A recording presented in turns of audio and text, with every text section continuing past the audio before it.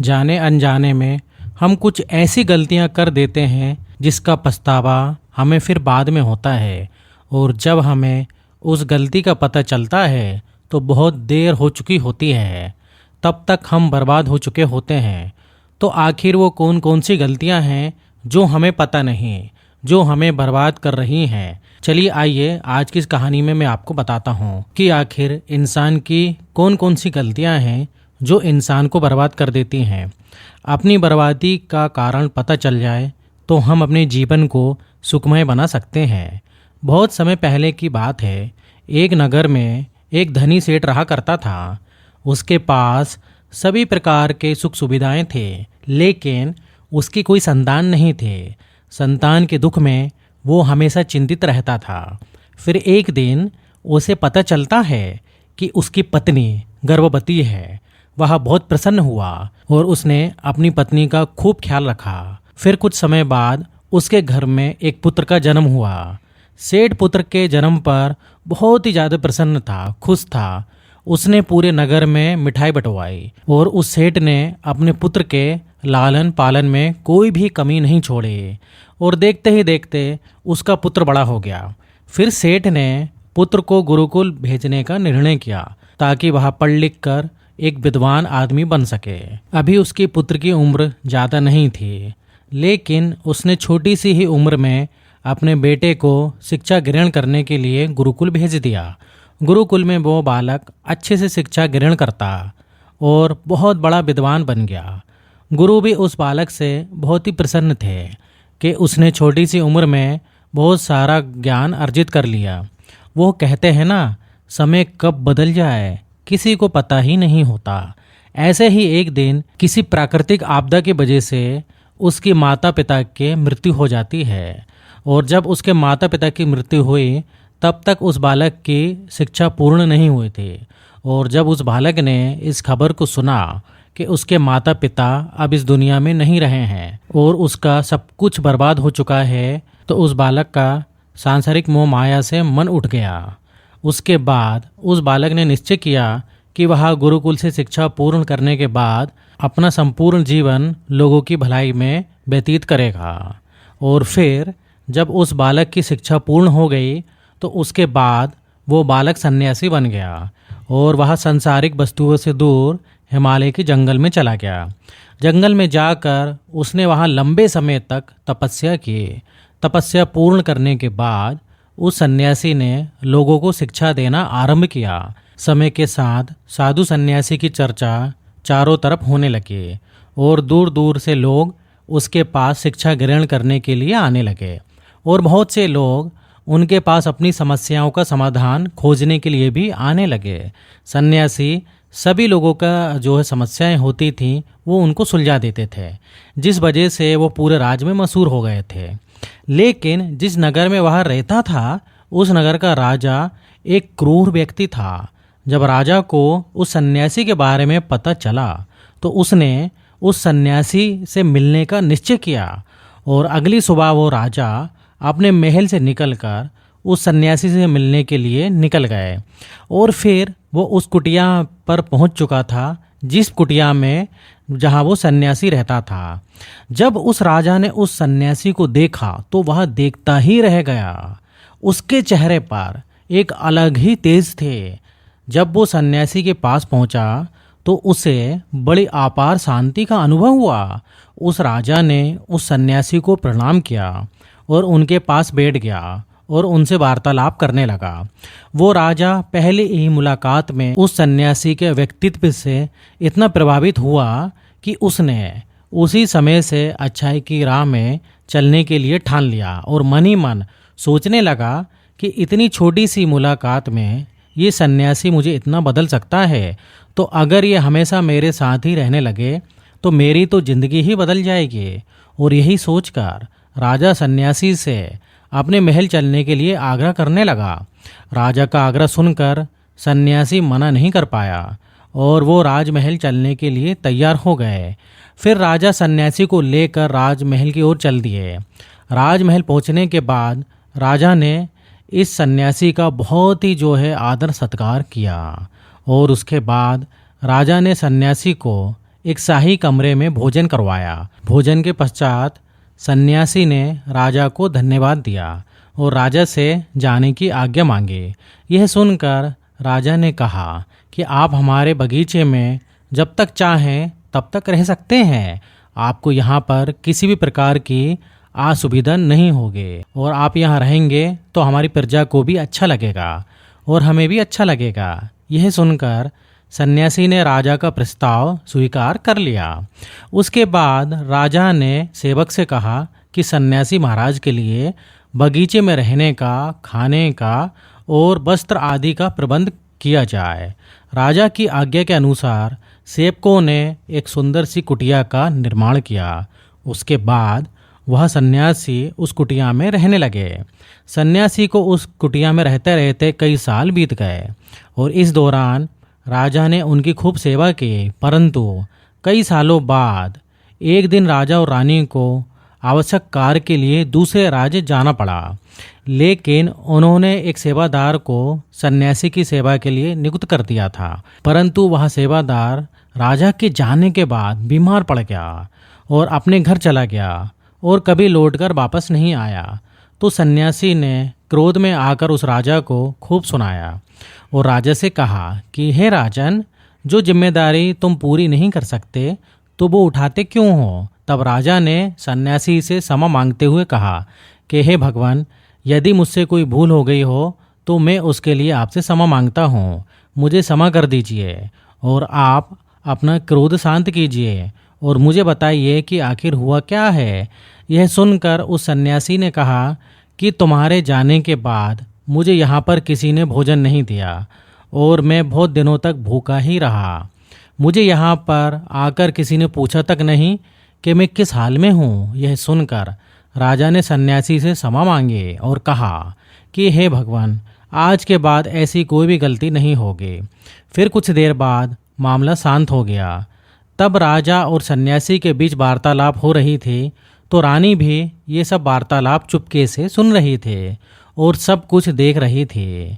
उसके बाद राजा ने उस सन्यासी को कोई भी शिकायत का मौका नहीं दिया और उसकी खूब सेवा की। परंतु कुछ दिनों बाद राजा को फिर किसी आवश्यक कार्य से अपने राज्य से बाहर जाना पड़ा। लेकिन इस बार राजा ने राज्य से बाहर जाने से पहले अपनी रानी को कहा कि जब तक मैं नहीं आऊँ तब तक आप स्वयं सन्यासी की देखभाल करोगी। यह सुनकर रानी ने कहा, जी महाराज, आप निश्चित होकर जाइए, मैं सन्यासी महाराज की अच्छे से देखभाल करूंगी। उसके बाद रानी हर रोज भोजन बनाकर सन्यासी महाराज को भी देती थी। लेकिन एक दिन रानी नहाने के लिए चली गई और सन्यासी को भोजन देना भूल गए। सन्यासी ने काफ़ी देर तक भोजन का इंतजार किया, लेकिन जब भोजन नहीं आया तब सन्यासी सोच में पड़ गया कि आज खाना क्यों नहीं आया। उसके बाद सन्यासी ने सोचा कि वह खुद महल में जाकर देखेगा कि आखिर अब तक खाना क्यों नहीं आया, और फिर वो महल पहुंच गया। जब वह महल के अंदर पहुंचा तो वहां उसकी नज़र रानी पर पड़ी। रानी के लंबे लंबे घने काले केस जो कि उसकी कमर पर लहरा रहे थे, उसकी कजरारी आंखें जो कि देखने मात्र से ही घायल कर दे, उसकी हिरनी जैसी चाल। रानी के इतने सुंदर रूप को देखकर सन्यासी चकित हो गया और रानी की सुंदरता सन्यासी के मन में घर कर गई और वो वहाँ से बिना कुछ कहे ही अपनी कुटिया में वापस लौट आया। लेकिन सन्यासी रानी के रूप को भुला न सका और वह खाना पीना छोड़कर अपनी कुटिया में पड़ा रहा। उसने कई दिनों तक कुछ भी नहीं खाया, जिस वजह से वह बहुत कमज़ोर हो गया। फिर कुछ समय बाद राजा वापस लौटे और जब उसे सन्यासी की हालत का पता चला तो वह सीधे सन्यासी के पास पहुंच गया और बोले कि हे भगवान, क्या बात है, आपको क्या हो गया और आप इतने कमज़ोर कैसे हो गए? आखिर आपको किस बात की चिंता है और आप किस गहरी सोच में डूबे हुए हो? क्या मुझसे कोई भूल हो गई?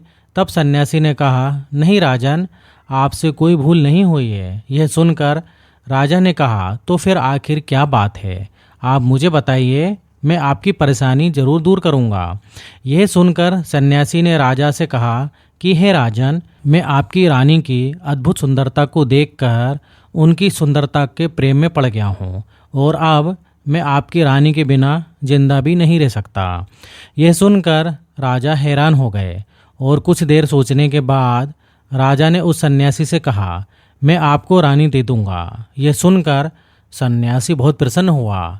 फिर राजा सन्यासी को लेकर महल में चले गए और जब राजा और सन्यासी महल पहुँचे तो उस दिन रानी ने अपने सबसे सुंदर वस्त्र और गहने पहने हुए थे। फिर राजा रानी के पास पहुँचे और राजा ने रानी से कहा कि आपको सन्यासी की मदद करनी चाहिए। ये बहुत कमज़ोर पड़ गए हैं और मैं नहीं चाहता कि किसी ज्ञानी पुरुष की हत्या का कलंक मेरे सर पर लगे। उसके बाद राजा ने रानी से पूछा, क्या आप ये पाप अपने सर लेना चाहती हैं? राजा की यह बात सुनकर रानी ने राजा से पूछा कि आखिर इन सन्यासी के इस दुख का कारण क्या है। फिर राजा ने रानी से कहा कि सन्यासी आपकी अद्भुत सुंदरता के दीवाने हो गए हैं। राजा की बात सुनकर रानी ने कहा कि राजन, आप चिंता मत करिए, अब आप सब कुछ मेरे ऊपर छोड़ दीजिए। मुझे पता है कि अब मुझे क्या करना है। उससे आपके ऊपर ना तो कोई सन्यासी का हत्या का पाप लगेगा और ना ही उससे मेरे पवित्र धर्म पर कोई नाश होगा। रानी की यह बात सुनकर राजा ने रानी को सन्यासी को सौंप दिया। उसके बाद सन्यासी रानी को लेकर कुटिया में पहुँचे। जब रानी सन्यासी कुटिया में पहुँची तो रानी ने सन्यासी से कहा कि हमें रहने के लिए घर चाहिए, हम इस झोपड़ी में नहीं रह सकते। यह सुनकर सन्यासी राजा के पास गया और राजा से जाकर बोला कि हे राजन, हमें रहने के लिए घर चाहिए। सन्यासी की बात सुनकर राजा ने उसके लिए एक घर का प्रबंध किया। अब सन्यासी रानी को लेकर घर पहुंचा। जब रानी सन्यासी के साथ घर पहुंची तो रानी ने सन्यासी से कहा कि यह घर तो बहुत गंदा है और इसकी हालत बहुत ही खराब है, मैं इस घर में नहीं रह सकते। यह सुनकर सन्यासी फिर से राजा के पास गया और राजा के पास जाकर बोला कि हे राजन, जो आपने हमें घर दिया है उस घर की हालत बहुत ही खराब है। सन्यासी की बात सुनकर राजा ने उस घर की हालत ठीक करवाई। उसके बाद से रानी घर के अंदर गए और नहा धोकर बिस्तर पर आ गए। फिर सन्यासी भी बिस्तर पर आ गया। फिर उसके बाद रानी ने सन्यासी से कहा कि आपको पता है कि आप कौन हैं और आप क्या बन गए हैं। आप एक महान सन्यासी थे जिसके लिए राजा स्वयं सारी जरूरत की वस्तुएं उपलब्ध कराते थे, जिसके पास लोग दूर दूर से ज्ञान ग्रहण करने आते थे और लोगों को सत्य की राह दिखाया करते थे, जो लोगों की समस्याओं का समाधान करते थे, जिनको सभी लोग गुरु मानते थे, जिनकी सब भगवान के रूप में पूजा किया करते थे। और आज आप वासना के कारण मेरे गुलाम हो गए हैं। रानी की यह बात सुनकर उस सन्यासी को एक झटका सा लगा और उसे महसूस हुआ कि वहाँ तो एक सन्यासी है और वो ये सब क्या कर रहा है। वो ये तो सारी सुख सुविधाओं को छोड़कर शांति की तलाश में जंगलों में गया था। तब सन्यासी को सुधबुध आई तो वह जोर जोर से रोने लगा और चिल्लाने लगा और रानी से कहने लगा कि मुझे क्षमा कीजिए महारानी, मैं ये क्या करने जा रहा था। मैं अभी आपको राजा को सौंप कर आता हूँ। सन्यासी की ये बात सुनकर रानी ने सन्यासी से प्रसन्न किया कि महाराज, मेरे मन में एक सवाल उभरा है, कृपया मेरे इस सवाल का उत्तर दीजिए। रानी की बात सुनकर सन्यासी ने कहा कि पूछो, तुम्हारा क्या सवाल है। फिर रानी ने कहा कि जब आपको उस दिन भोजन नहीं मिला तो आप बहुत क्रोधित हो गए थे। तब मैंने आपका यह रूप पहली बार देखा था और तभी से मैं आपके व्यवहार में परिवर्तन महसूस कर रही हूँ। ऐसा क्यों हुआ महाराज? आखिर आपको इतना क्रोध क्यों आया? रानी की बात सुनकर सन्यासी ने रानी को समझाया कि जब मैं जंगल में था तो मुझे समय पर भोजन भी नहीं मिलता था, लेकिन जब मैं महल में आया तो मुझे महल में आने के बाद सारे सुख सुविधाएं मिली और फिर मैं इन सब सुख सुविधाओं के मोह में फंस गया और मुझे इनके प्रति लगाव उत्पन्न हो गया और फिर मुझे इसको पाने का लालच उत्पन्न हो गया और जब मुझे ये नहीं मिला तो मेरे अंदर क्रोध उत्पन्न हुआ। फिर सन्यासी ने कहा कि महारानी, सच तो ये है कि अगर इच्छा पूरी नहीं हो तो क्रोध उत्पन्न होता है, और अगर इच्छा पूरी हो जाए तो लालच बढ़ जाता है। फिर सन्यासी ने रानी से कहा, ये इच्छा की पूर्ति ही मुझे वासना के द्वार तक लेकर आई है और मैं आपके प्रति आकर्षित हो गया। इसके बाद वो सन्यासी रानी को लेकर राजा के पास गया और बोला कि राजन, मुझे क्षमा कर दीजिए, मुझे अपनी गलती का एहसास हो गया है। ये लो आपकी रानी, मुझे ये सब नहीं चाहिए। मैं अपनी इच्छा के बसीरूप होकर ये गलत कार्य करने जा रहा था और अपने जीवन को बर्बाद कर रहा था, लेकिन अब मुझे सब कुछ समझ में आ गया है। और उसके बाद में वह सन्यासी ने कहा कि हे राजन, मनुष्य के बर्बादी का कारण उसकी 4 आदतें होती हैं और दुनिया के हर व्यक्ति के अंदर ये 4 अवगुण होते हैं, लेकिन जो व्यक्ति इन पर नियंत्रित पा लेता है वो दुखों और परेशानियों से बच जाता है, और वही जो इन चारों दोषों को नियंत्रण नहीं पाता वो बर्बाद होने के कगार पर पहुंच जाता है। यह सुनकर राजा ने कहा कि महाराज, आप मुझे वह 4 आदतें बताइए जिससे कि मनुष्य की बर्बादी हो जाती है।